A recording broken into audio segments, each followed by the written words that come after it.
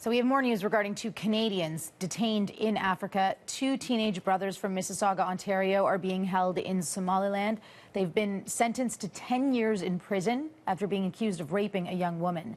Andrew Nichols joins us with more on this. What do we know about the jailing of these teenagers? Well, what we know is that it happened just a couple of months ago, Reshmi, where this is the area we're talking about, by the way. It is Somaliland, which is an autonomous region that considers itself independent from Somalia. But we know that the boys' names are Liban, 18, and Jamal, that they were sent by their family to Somaliland. This is a still photograph of Jamal, 15 years old, his brother, 18, accused of raping a young woman from the area.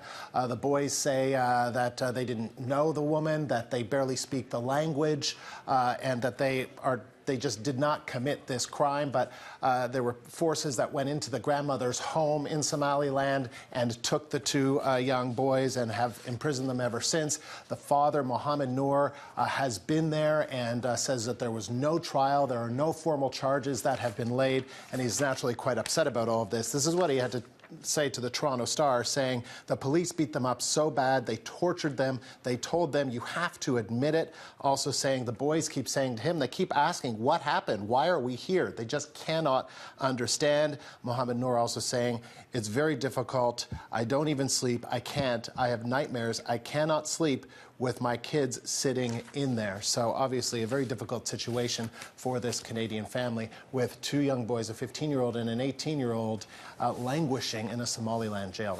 And so what's the Canadian government saying? Well, the Canadian government is also, and by the way, change.org is a petition online in which they're trying to get people to petition the jailing of these two boys. And the Canadian government, this is what they had to say. This is from Foreign Affairs, that the Department of Foreign Affairs is aware of the arrest and detention of two Canadian citizens in the territory of Somaliland, and the Canadian Embassy in Nairobi is providing consular services to the family. Okay, thank you, Andrew. You're welcome.